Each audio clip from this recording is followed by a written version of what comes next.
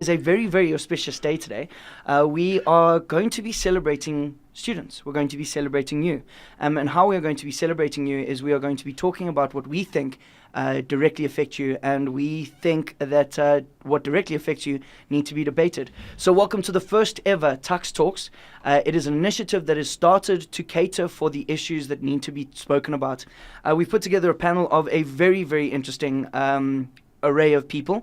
We have our very own Kia Boya, who is a Liberty Radio Award winner. She is also currently the TuksFm graduate intern, and she has recently graduated from the University of Pretoria in a degree which is philosophy. BA General, BA Psychology, General. and Sociology. There we go. Sitting directly next to her is Jacobus Cordier. Jacobus is head of facilities at the SRC. His actual role is SRC head of facilities, safety and security.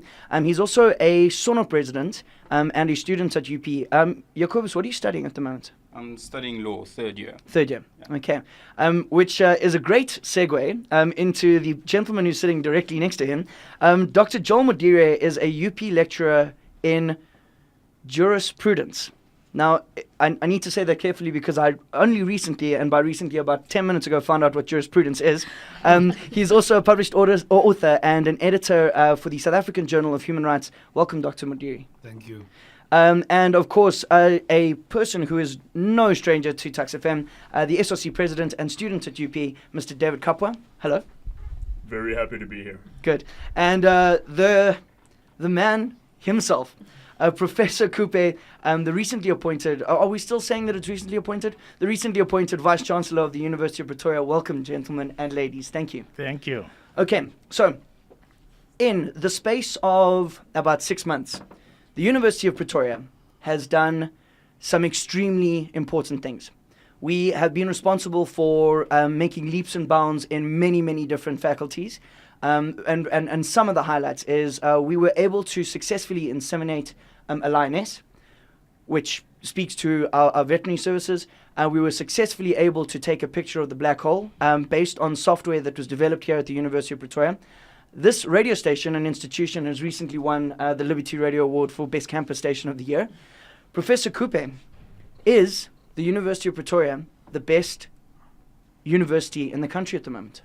Well, one has to be modest. I think that you can say that the University of Pretoria leads in a number of areas. Some of the research achievements you have mentioned, I think we should add the restoration of hearing using 3D printed. Printing, yes. Yeah, 3D printing. And I think there are similar achievements in that particular directions. We also always remember that in this particular endeavor, whether it's teaching, learning, research, engagement, and transforming the institution itself is an ongoing activity. But one thing that was released recently was the output of research by South Africa's 26 universities. It showed that the University of Pretoria produces most of the research outputs. It's, I think, done that 6 years in a row in the last 9 years. But also that per capita, that means per academic, the University of Pretoria also leads.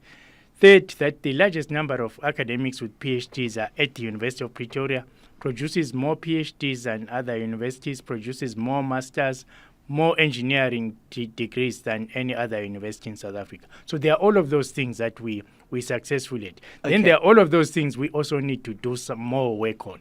That includes improving the quality of our research, addressing the gap in funding of students. Remember, NEFSAS funds some people, but it doesn't fund most of the missing Maggie. Then the people can pay for themselves. We need to deal with that gap because in the missing Maggie is a critical mass of South Africans who need an education from a university like this who are going to transform the country and the continent. Okay, David, let's talk about NSFAS. You have been extremely involved in the NSFAS scandal that has been going on at the University of Pretoria. Let's talk about that. Let me ask you this question first. Do you believe that that UP is the best university in the country? Unequivocally, yes. I think it goes without saying. Okay, so now let's talk about the issues that Prof. Cooper has just raised. How do we move around the issues that are holding us back from being the best university in the world? Right. So first, it's important to understand the context that we find ourselves in. And by context, we need to remember the background of the university, the history thereof. specifically referring to NSFAS. In the University of Pretoria, our NSFAS students are roughly 9,000. Now, if you compare that to very many other institutions, the number of students under NSFAS is not as high.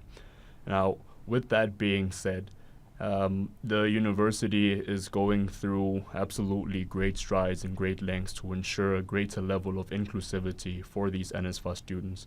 And the reason why I can say this is because I have seen it firsthand through the assistance by UP management in conjunction with the SRC to address these issues. Now, linking that to how to ensure that the University of Pretoria in particular becomes the best in the world, again, it is important to understand that our context is South African. Therefore, the issues that we deal with are completely different from University A, B, and C. So when you understand your context, you can understand how to address issues, and that's how you can improve your university. Dr. Mudiri, as a member of the academic faculty here at UP, it's a very interesting dichotomy almost. You need to produce the best candidates possible, and you can only do that when they are sitting in your classroom and then when they are well fed and when they're focusing on what you're saying. From an academic standpoint, what can be done to address these kinds of issues? So I'm just an academic, so I take for granted that the university must preserve its intellectual mission, that it should enhance sort of a critical academic project. That's only possible if students and staff can think freely, and freely meaning that they're not dealing with constraints such as not having enough food, not having a place to stay, being worried about their finances and so forth. I mean, I guess the one truth about the funding issue, which I'm not that well informed about, is that it involves both the state and the university taking some responsibility to make sure that this is a free academic space, and part of that freedom will mean that we have to prioritize how we budget, what we think is worth spending money on and not. And I would say that primarily the university should make sure that no student is hungry or without a roof over their heads.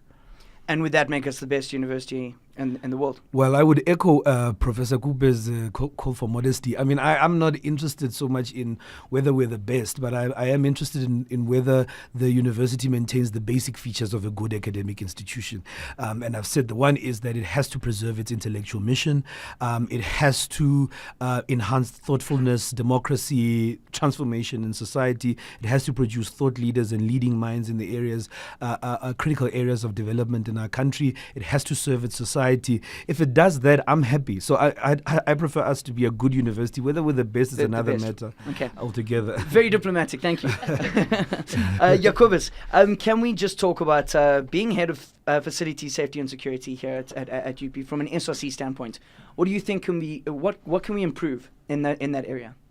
Okay, well, yeah, I think definitely that the University of Pretoria is it's really a university that does a lot for its students, and sometimes that might get lost on students from their perspective. As, we don't always see what exactly the university is doing. So in my work with the Department of Facilities, I've seen what tremendously good work the department is doing to ensure that students have access to facilities that they need to further their education and to properly study. And with regards to safety, this university is also doing a lot, and we are very much moving towards a space where we are really bettering the security provision that we are making for students, because it doesn't help that you are just safe on campus, but you're not if you're not safe, you're not free. And if you're not free, then just like Dr. Madiri said, that really does inhibit your capacity to academically improve yourself and to do research and to do all of those things. So this university is doing a lot. We still have a far way to go, and in competing with other international universities, we do have a very different situation the moment you put your foot off of campus, and so we still need to compete with those universities, and we are doing so very well. And we've got a very different situation to handle, and I think that this university is definitely learning how to do that. And I do encourage students to raise their voices if there are any concerns, because we can't solve problems that we don't know about. I hear you. Kia, you don't need to be diplomatic because they've given you your degree already. Yeah. Tell me, is from an academic standpoint, is UP the best in the country? I'm gonna highlight what Dr. Mjiri said, in that as long as we are a good university, whether we are the best, I'm not too sure about that. But I think what I've seen in the 3 years that I've been with Tuks is that they go out of their way to make sure that we get the necessary support that we need as students, in terms of tutorials, in terms of, whether actually holistically. And that's what I appreciate, because I think as a student, yes, we might be thriving as, academically, but there are other areas that we need support in, which will allow us to thrive academically and make us the best. So I think, the university is in a space where they do the best that they can, socially and otherwise, and like he said, safety-wise, in ensuring that we get all the necessary support that we need in order to achieve the goal that the university has holistically. So I think we are well on our way there. Dr. Mandiri, let's just tie in with what you said regarding being a good university. Sorry, Prof. Kupe. Regarding being a good university, you mentioned honing leadership. And focusing on cultivating young minds. For you personally, how are you doing that on a daily basis?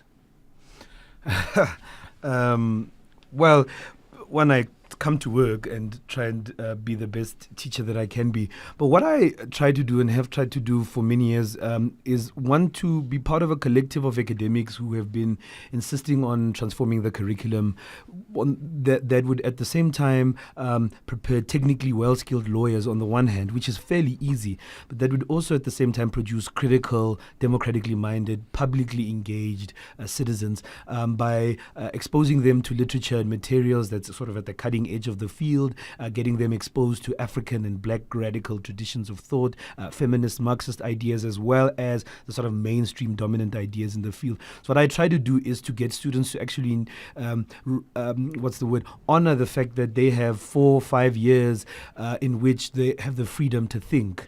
And we want to do that with as much provocation as possible. That's I guess, what I try to do.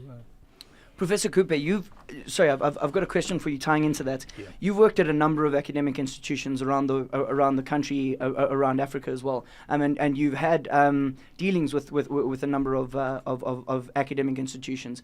Is there a difference in a UP student and another university student, for example?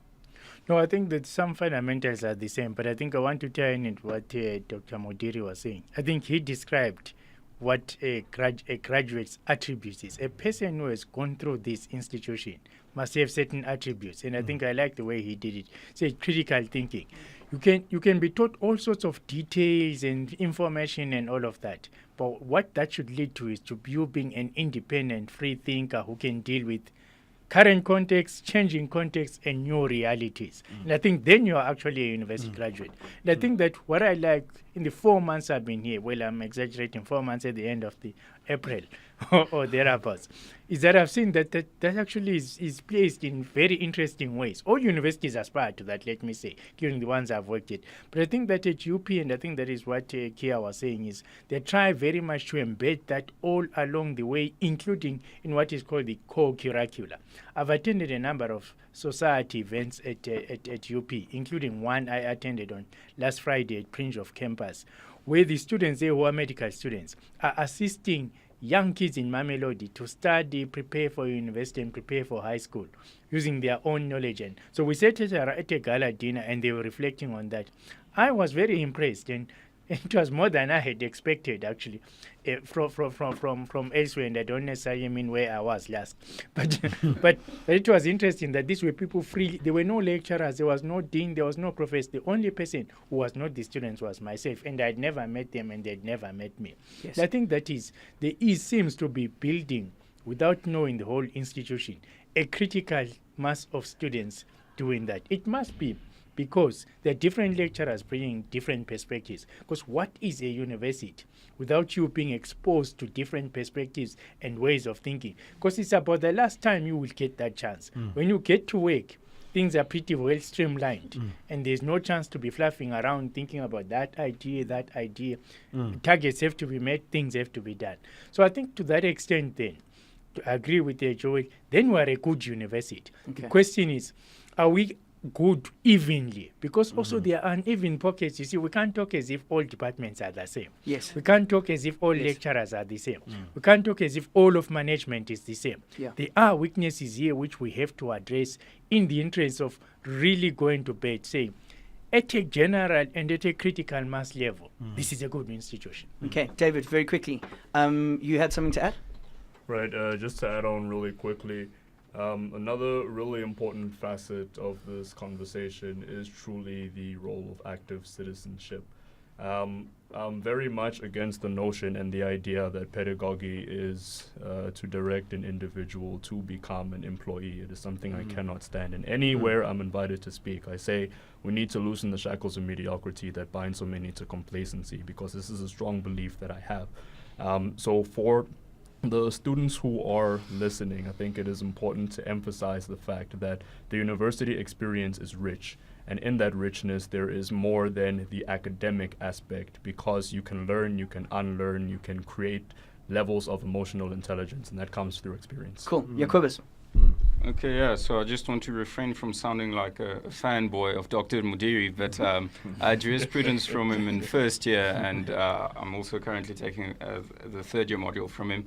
And I have to say that he's definitely a person that has opened my mind up quite a lot, coming from my background and being exposed to the kind of ideas that he was exposing the students to. And I think a lot of first-year students not even ready for it yet. And I think now in third year, a lot of us are a bit more open to it. But I really want to say that, you know, as a testimony to, we're not just talking, that these are things that are actually happening. Yes. And that at the University of Pretoria, you actually do get exposed to, in a time of your life where your mind really does get shaped. You do get exposed to a variety of ideas and opinions where you can choose, okay, who am I and what am I going to think about this? And do I just want to become an employee one day, or do I actually want to effect change in my field? Okay, we need to move on slightly. I'm going to address this question to you, Prof. Kupe, because one of the biggest change that has happened recently at the University of Pretoria, we are all well aware of it, and that is the change in language.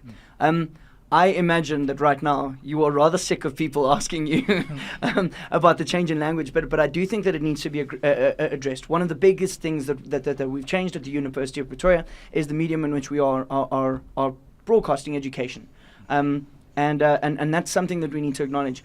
That change, how does it affect your daily job, Professor Kupe? Here is the interesting thing, that actually I'm not sick of people asking the question, because it stopped a long time ago. What happened is the following, is that when the Minister Mboweni tweeted at his leisure, he tweeted something. Then there was some hype around it, and it has died down.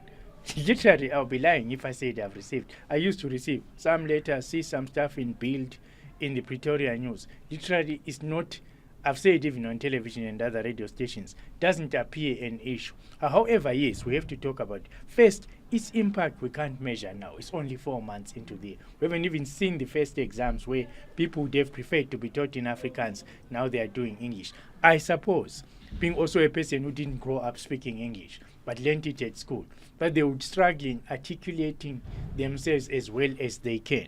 But I think that is, I think we need to do something with English. And also, let me just correct the history. The University of Pretoria was not always Afrikaans from day one. In its 111-year history, the University of Pretoria has changed its language policy. I met with Dr. Van Zyl the other day, who was one of the rectors here, and he did a lot for this university. He started a program in the 80s, in 86, which was taught in English only. People don't know that. So there's this narrative that says it was an Afrikaans institution, then suddenly it's become English. Simply not true. I think typical of the University of Pretoria, there's been a lot of pragmatism. They always ask themselves the question, what best language choices should you make at any point? And I think this is true in general of South Africa and Africa. The real challenge for all of us as Africans is one day to choose their languages ourselves and not to default into English. Okay. Right? Because that will improve actually who we are, our identity and our understanding and so on. But for the time being, we're being pragmatic. We understand English is a global currency and we'll run with it, but we mustn't sleep on the job. We must actually have a thorough thought process about what languages, how we develop other languages. That could include Afrikaans, by the way. Okay, Jacobus, you are you are an Afrikaans home language speaker, and you are also a member. You are a member of SONOP. Can you tell me in your daily interactions with the university, how much Afrikaans? Well, let me put it to you like this: how many classes were you receiving in Afrikaans last year? Okay, no, so I elected to study in English because From day one. Yeah, well, I foresaw the whole language issue becoming a thing, and I didn't want to be caught up in the whole transition. So I just decided from day one to study in English. So it didn't affect me personally, but I do have a lot of friends that it's affected. Yes. And what happened is a lot of them, even last year already, had to start taking classes in English because the Afrikaans classes would clash and the university wouldn't make sufficient provision for them. So then they would have to take some classes in English. And it's just first years coming in this year that only can study in English, but like the third years, so my peers should still be able to study in Afrikaans, but most of my friends are being forced to take nearly half of their modules in English, which is a bit of a challenge for them, but I do think they are coping. It's just concerning since that was not the promise made to them when they decided to come to the University of Pretoria. Okay. Kia, language is a big thing across the board. You got your degree in English. Your home language is not English. Does this raise certain feelings for you? So I actually want to add on to what Yakwebus was saying. In first year, when I first came to Tuks, I had a friend who had attended an Afrikaans school her whole life, and she dropped out because she found herself in a situation where she consistently had to translate her material to English, and that was very difficult for her.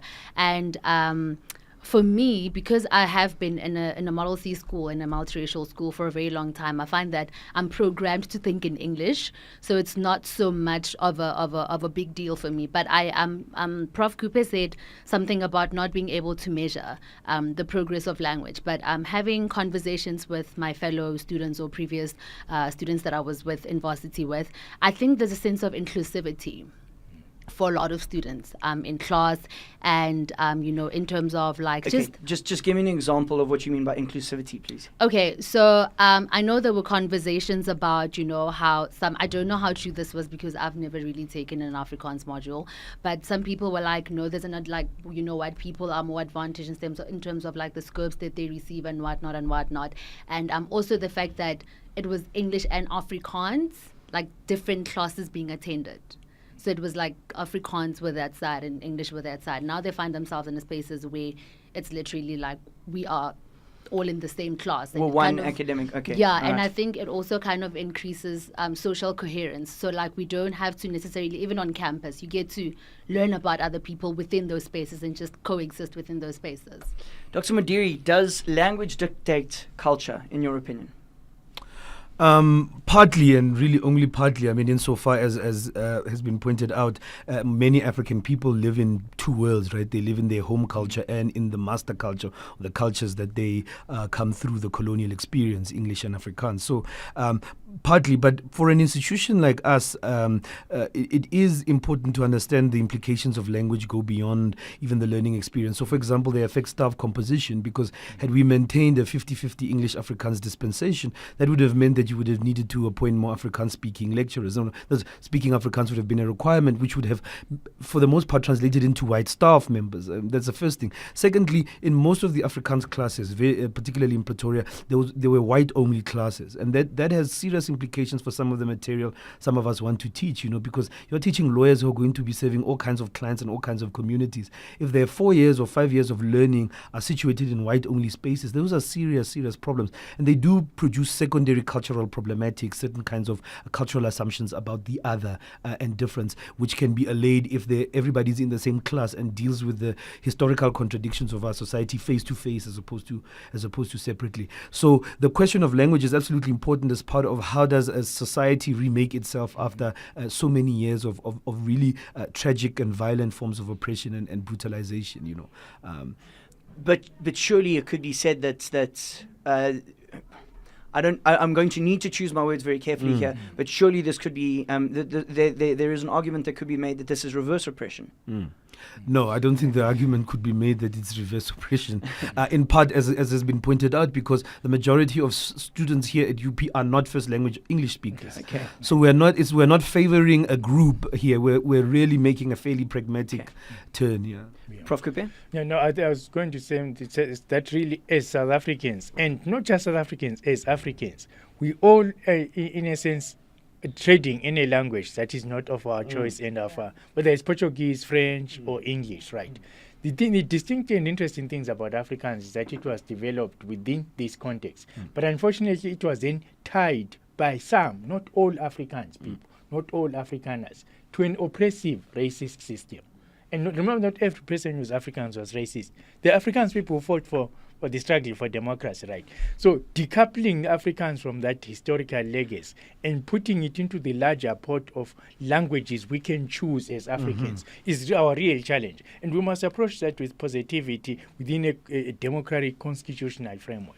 Yekos? So I think that what we just have to do is we have to refrain from defining Afrikaans or equating it to whiteness, because what you'll find is that more than half of Afrikaans speakers are in fact not white. Yep. So if we see at the university space that most Afrikaans speakers are white, then we have to ask the question, okay, well, where are those other Afrikaans speaking students going to, or are they going to university at all? So that's what I want to say. And then also on the question that you raised of reverse oppression, I don't think it can be seen as reverse oppression unless you go into people's homes and force them to not speak Afrikaans. I think that would maybe be oppression. But I do think it is a step backwards in terms of what this country has set out to develop all languages in a tertiary academic level. So what I think is that we actually have a lot built up already to accommodate an Afrikaans curriculum at the university. So now we are removing that, and now Prof. Kupe said, okay, maybe one day we can move into a space where we've got a bunch of different languages at the university again. So I do think that wouldn't it just be better to go forward with more languages, and then we don't have to waste all of those resources in 20 years' time to rebuild Afrikaans to where it was already. Prof. Kupe, what are your feelings? No, I on think that? that argument is not flawed, if you like. But here, remember the multiple contradictions you had to hold in, partly because of an unfortunate coupling in the past, and also the fact that even if you could go on with Afrikaans, people will be saying, but when are you ever going to start with some African languages as well? So you're happy to go with this, but you do not want to create an equalization situation. Like I said before, choosing English is pragmatic and has its downsides as well, especially if it delays us. That is why I said we shouldn't sleep on the job. From this year onwards, we should put up language experts. So how do you preserve what we had already done in Afrikaans, right? Second, how do you begin to choose one or two African languages and speedily develop an academic language, a research language, and use it? Because this is the interesting thing. All of us here go back home and speak other languages that we grow up with. So the reality of society is a multiplicity and multilingualism. But in academic institutions, we're in this sort of bus-stop pragmatic way we're trying to use English only. I think we shouldn't delay our own development. Multilingualism, pluralism, democracy, it goes like that. Yeah. I agree. I wanted to say that when I go home and I speak Venda at home. No. Okay, all right. So this ties in beautifully with the final point that we're going to raise today, and that is the point of inclusivity. In 2019, there are many different kinds of people who need to be acknowledged, and there are different kinds of minorities. There are different kinds of people on campus that we need to acknowledge. One of whom is the disabled community. One of whom is the transgender community. What do we need to be doing as a society? And David, I'm going to start with you because this ties in with your mandate for this year. What do we need to be doing as a society to be a lot more inclusive of not only students who fall under minority groups, but also people who want to come and study at the University of Pretoria? What should we be doing? Should we be acknowledging it? Should we be what is your opinion on the matter? Right, I like the phrase you used, should we be acknowledging it? I'd like to tie that back into Prof's earlier point regarding articulation. Now, the better your ability to articulate, the better your ability to bring across a point. Now, the better you can bring across a point, the better I can understand the point that you are making. Now, when I misunderstand the point that you are making, that is where you feel excluded, because I don't understand you and you do not understand me.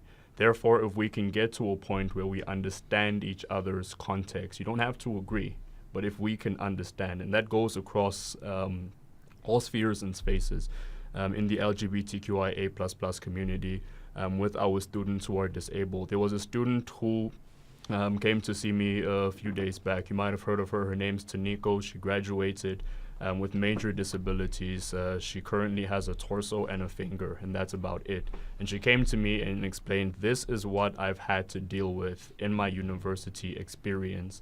And in that understanding, I simply went out and portrayed, this is what the student is going to. University management came on board and assisted her in terms of receiving her cum laude. It's a great and it's a fantastic story, but the crux of it is that we started by understanding one another, and that's what we need to do. Okay, let's talk about understanding. How do you do that? How do you put yourself in somebody's shoes? When you're a full body. Yes, Prof. Kupe. Yeah, I think that fundamentally awareness campaigns are very, very important. But also, this is interesting. We're a knowledge institution, right? So we know more than every average person in society. But often the strange thing is that we don't use the knowledge we do to talk about even our own situation as a community, as an organization. So I think that loop, I want us to create a virtuous loop where the knowledge and the research we do feeds into awareness campaigns. First among ourselves, because sometimes we have a tendency to preach out there in society, but we don't practice what we preach internally. So like this weekend, last week, there's a big sexual assault awareness campaign. That is very good. Quite sure that the Center for Gender Sexualities is making an input into that. Joel's faculty and all of the things they do in jurisprudence, you understand. You don't just understand the law, you understand the context of the law and how it ought to be changed to create social justice. So I think that is, University of Pretoria is in a beautiful moment where there's many of these institutes and researchers who could feed into internal campaigns, who could model it for the rest of society. So I think I know, for example, for the transgender people, the Center for Sexualities and Gender said that a trans protocol was developed, I think, last year or into this year. What we need to do, and here I'm speaking out of ignorance, we need to implement it through awareness campaigns, seminars, lectures, public campaigns, and also partner with civil society organizations outside who often have better experience sometimes on the ground than we actually do. Because that actually, if you can come here with certain prejudices, and through interaction, learning, knowledge in class, out of class, in the core curriculum, change your mind. You're a big agent of change in society. And I think that is what we need, we really need to go. So it says gender-based violence and harm, sexual harassment, ableism, homophobia, xenophobia. We have the knowledge to actually teach people to get out of that space. Yeah. Okay, we're going to run out of time if we move forward too much. So what I'm going to ask is if you can just starting with you, Kia, if you can just give me your idea in terms of how we can be a little bit more inclusive, and then we'll wrap up today's debate.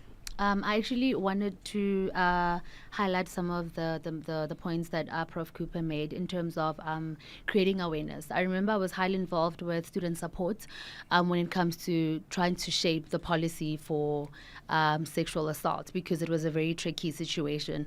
And I think one of the things is the knowledge is there, but people don't know. And I think one of the things we resorted to was actually including these things during a week. So like having like a life orientation program where we basically make first years know from beginner level that these are the services that are included for you, for transgender, for students with disabilities and all these minority groups, so that they do know. And like Prof said, there are people on the ground that are making sure that the policies that are there are actually being implemented on the ground with students. Perfect. Jacobus? Right, so I have a sister living with a disability, so I have a pretty personal, some lifelong expertise regarding the situation. And I do think that we have to think that, especially on the university, in the university space, that students here are, though they might have some physical disabilities, they usually don't have mental disabilities because, they're at the university. So that does mean they show the mental capacity to be here and to get a degree. So we often look at someone in a wheelchair or at someone that's blind or anything like that, and we think, okay, we need to talk to them like they're 10 years younger or something like that. And that's really something that we have to move away from, and think that, okay, well, even though they might physically seem different, mentally they might still even be smarter than you are. And then also you have to just have a conversation with those people. If you don't know how to speak to someone, if you don't know if you're supposed to help them with their wheelchair or leave them because they're fine on their own, just ask them and have a conversation about it, and be an adult. Cool. Dr. Madiri.